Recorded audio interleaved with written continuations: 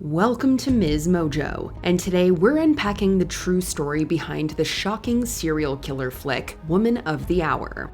I don't date much. I don't date at all, actually. But you decided to go to the dating game. In a 1978 episode of The Dating Game, in which a bachelorette questions three bachelors hidden behind a wall, Cheryl Bradshaw took the stage to find her perfect match. Seated on the other side was Rodney Alcala, intent on proving he was the one for her. However, Alcala had far more sinister intentions than just scoring a date, which would all come to light soon after. So what really took place during that infamous taping? What was behind Alcala's eerie smile? And how close to reality is Woman of the Hour? Whether it's for a minute or for an hour, I'd like to sit relatively close to a special girl. Here's everything you need to know about the dating game killer and the woman who strayed into his path. Woman of the Hour. The film Woman of the Hour serves as Anna Kendrick's directorial debut and covers the crimes of serial killer Rodney Alcala. Though authorities believe he may have claimed upwards of 130 victims, the story focuses on one who got away. Kendrick stars as Cheryl Bradshaw. So this is Cheryl. Yeah, hi. While the main draw is certainly the terror of Alcala's acts, the story largely takes place from Cheryl's perspective. There's so much light on her and very little light on you. You can't really read his intentions. Though Kendrick acknowledges that many aspects of the narrative are fictionalized, the details of the real case are as harrowing as they are inconceivable. If you have this narcissistic character and suddenly someone turns him down, I think he takes his revenge on women in general. Women as a group. Anyone becomes fair prey. Rodney Alcala's backstory.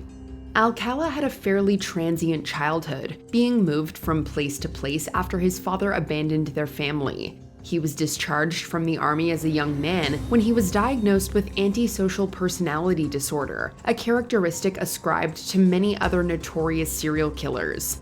What it refers to behaviorally is someone who does not have a conscience, does not have remorse, does not feel a sense of guilt about most of the bad things they do, is impulsive and violent.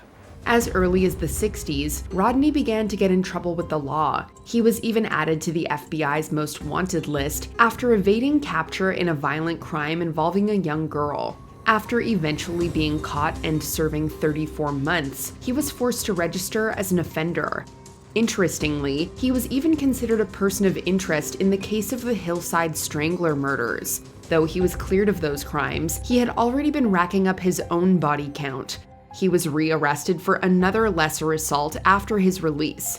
When he was let out again, he would resume his cross-state killing spree. He knows how to sound genuine, so he's a very accomplished predator. He sniffs out his prey, identifies their vulnerabilities, and moves in for the kill. Bachelor number 1. Shockingly, background checks were simply not a major part of the casting process in the 70s, meaning Alcala's dirt stayed buried. While most serial killers attempt to blend in or keep a low profile, Alcala boldly projected himself into the spotlight by both auditioning for and then participating in an episode of The Dating Game. He's introduced as a photographer, a key detail that would come up much later when police found photos of women believed to be his victims in his possession. There are dozens upon dozens of these young women that in the pictures clearly are in positions of supreme vulnerability with Rodney Alcala. Throughout the episode, Alcala drones on about how much he enjoys the nighttime. Nighttime's when it really gets good. Does an impression of a dirty old man. Come on, over here. And compares himself to a banana waiting to be peeled. Peel me. In the end, Cheryl actually chooses Alcala to be her date. Of course, no one knew that he had already taken several lives before taking that coveted seat. Fortunately for Cheryl, she picked up on his unnerving energy and backed out of the Magic Mountain theme park date they'd won together. This decision could have very well saved her life, but many others weren't as lucky. Getting away with murder. Between the 60s and 80s, targets, mostly women and children, were incredibly vulnerable. Stranger danger was not as prevalent, and it was common for young people to roam the world with fewer precautions. Police work and forensic science were not nearly as advanced as they are today, allowing perpetrators to carry out their slayings for greater periods of time. All of these elements worked in Alcala's favor, as his murders occurred throughout the 70s. His MO involved luring unsuspecting victims to remote locations or to his home photography studio, where he would carry out unthinkable acts. She's bound, she's held. There's something stuffed in her mouth, obviously to keep her from screaming. He was largely motivated by a dominating sexual gratification and toyed with victims he viewed as prey. One of the biggest factors in Alcala's ability to carry out so many murders was the gender dynamics at play. At the time, women who pointed out red flags or even reported instances of abuse at his hands were effectively dismissed. Others were too scared to come forward. This is highlighted in the film Woman of the Hour, as Alcala is portrayed as incessantly sleazy, yet somehow charming enough to manipulate women into defenseless positions.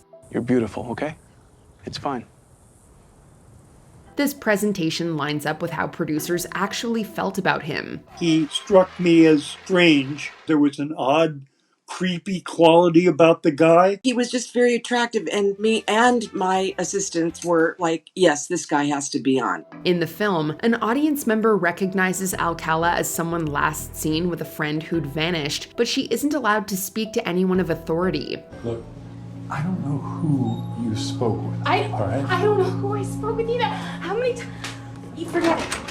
In the real world, other women who escaped Alcala's clutches have come forward to express how they were attacked by him multiple times. Rod got into the driver's seat and just took off. He kept looking up in the rearview mirror and just with this weird look on his face. Alcala's undoing.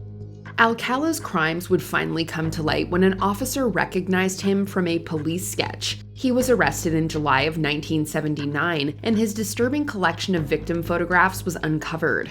Police found physical evidence tying him to the murder scene of Robin Samso. He was tried and found guilty in 1980. Alcala was sentenced to death, and while he sat on death row, police tied his DNA to several more crimes around the country. He was placed at the scene of at least 8 murders, though the true count is likely far higher. We realize that not only is Rodney Alcala a vicious murderer in our case, but in fact, he is the serial killer that we always suspected him to be.